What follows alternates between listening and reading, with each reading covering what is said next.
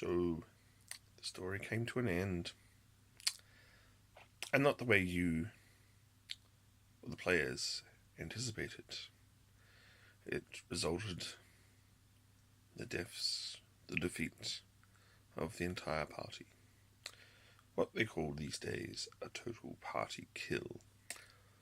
Or, if you are more in tune with video games, a total party wipe. And these things happen.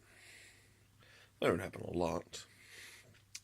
After all, if you're a GM or a DM or a storyteller or a keeper, then technically you are supposed to be on the side of the players. Unless you're playing Paranoia, in which case, well, you are an adversarial GM, but that's kind of the point, it's a parody. But in a standard role-playing game, you should be on the same side as the players. You should be cheering them on, even as, well, you present them with horrible difficulties and challenges to be overcome. But, in the end, the players will either bite off far more than they can chew, or they've decided that everything out there is to be fought, even the things that no sane person would fight. Cthulhu comes to mind. Or they have not run when they should have, when things went a bit south and maybe they should have run. Or they didn't do due diligence on what they were doing and didn't know what they were getting into. And as a problem, got in too deep. Or when things went a little bad, they decided to persevere on because they are the good guys and surely they'd win. But they haven't. They have lost. They have been defeated, destroyed. And now the story is over. And over the course of the years, I have seen some total party kills. And I have found that the reactions to them have changed over the years as well.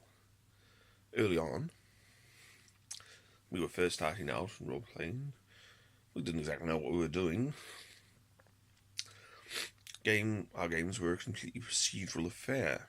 We would design the dungeon or the area where they were exploring the wilderness on the go, on the roll. And because that seemed like the way you would play Dungeons & Dragons, you would play RuneQuest. As you explored the land, you would roll to see what was there. And then, if you were the game master or the dungeon master, you'd think, well, what were these things doing there? And did they have any friends? Or what are they about? And then you'd go to it. So, in this one set of caves, there were carrion crawlers. So I looked up carrion crawler in the Monster Manual, first edition. And I thought, oh yeah, that's a kind of mean beastie. But let's see what happens. And the party saw this giant Cephalodian cross between an octopus and a caterpillar ambling towards them. And I decided to charge it. Who knows why? Charging had worked on the orcs they had met. They had worked on the giant ants. A few giant ants they met, and the owlbear. We'd already even faced owlbears by then. So, this monster couldn't be much different, except that the first edition carrier crawler. When it hits you, it doesn't do damage. It makes you take a paralyzation save. If you fail your paralyzation save, then you are paralyzed for many turns, which means many tens of minutes, possibly up to an hour. And so, slap, slap, slap, slap, slap, slurp. The entire party of 5 were overwhelmed and paralyzed and dragged to their doom, to have eggs laid in them, for that is what carrion crawlers did. And at the tender age of 13, That sounded pretty grim and grisly and horrible. Because we had all learned about Itchman wasps by then, just in biology. we could imagine it happening to people. How horrible, how nasty. It was really cool. And we all learned that day that, yes, sometimes the monsters win. That's where all that treasure comes from. And so we were all quite cool about it. And the players were all cool. They went, oh, well, let's all try different characters.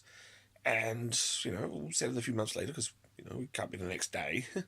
We've heard about the other party that went into these caves and never came back. But we know there's some cool loot in there because we'd already had some loot from the ants and the orcs and the owlbears. So we know it's in there. Well, we're going to go and try and get it. There were a few more carrion crawls that time, but this time they knew about them. They knew that they were quite dangerous. There was quite a bit of metagaming going on, but give us a break, we were 13. And so, they stood off and they lured them out. I can't remember what they lured them with. I think when they just made a lot of noise and the things came out and then they shot them full of arrows. Well, that was a lot easier. They weren't so dangerous that you didn't get engaged with melee. So we learned, we moved on. And we now knew why monsters have loot. And that was okay, because this was most of our gateway drugs to actual role-playing games, the fighting fantasy novels. You should pick one up. They have 20 ways to die and one way to succeed. And you're going to find all those ways to die before you find the way to succeed. So you are pretty well used to the idea that for every successful hero, there are 20 dead ones. So, yeah, that was the attitude in the early days. You sometimes all died, sometimes the monsters did win. And, the games went on in that vein. But, yeah, in later games, things were more and more on the player's side. And this idea, we developed this idea that there must be stories and adventure arcs and characterizations and things. So, we got attached to our characters But over the years, here and there, they came to a grisly end. And sometimes they all came to a grisly end. And over the years, the attitude has become more and more tragic. That's really the word I can use to describe it. Because people get attached to their characters, they invest time in them, they've plotted out their family trees and their motivations, and now it's all gone. Because Dio was lucky. The giant sewer monster was lucky. That thing that the wizard managed to summon from the nether hells dragged you screaming into the abyss. These things happen. And so I've been called a vast number of things over the years as PCs have met horrible fates. Some all at once, some all at the same time. I've been unfair or mean, or I didn't warn them enough. I've always warned players enough when something is big and bad and dangerous. And often they storm off, oh, never to play again. But they come back. A lot of them come back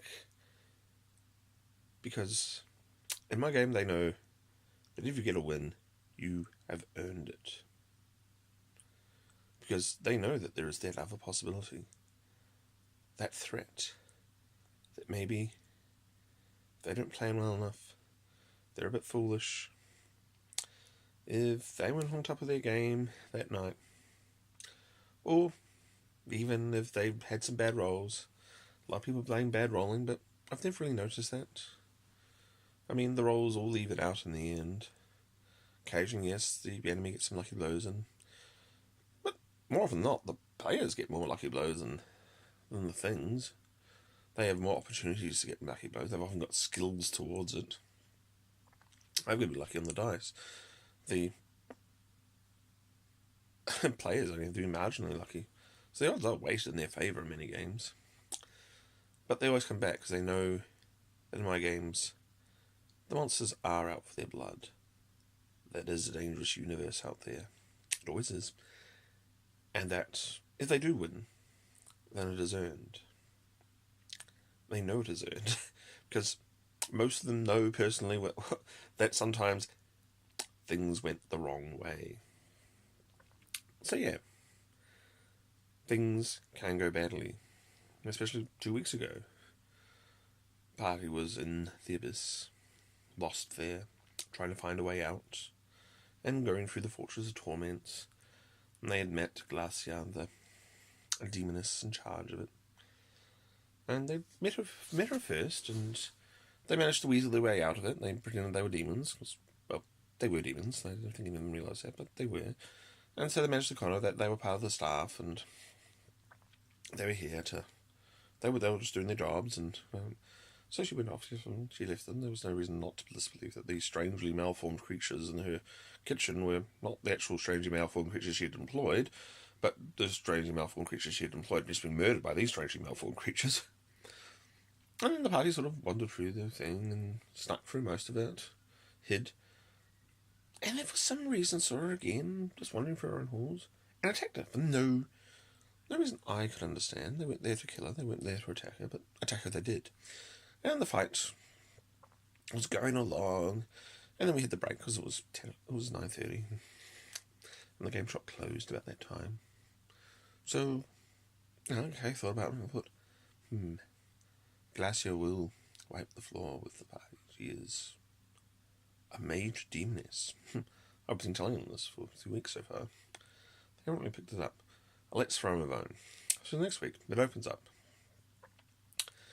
She decides to leave, and summons some lieutenants to take care of these meddling fools. Just a dumb move on the part of the demoness, because, well, the lieutenants aren't going to be able to be.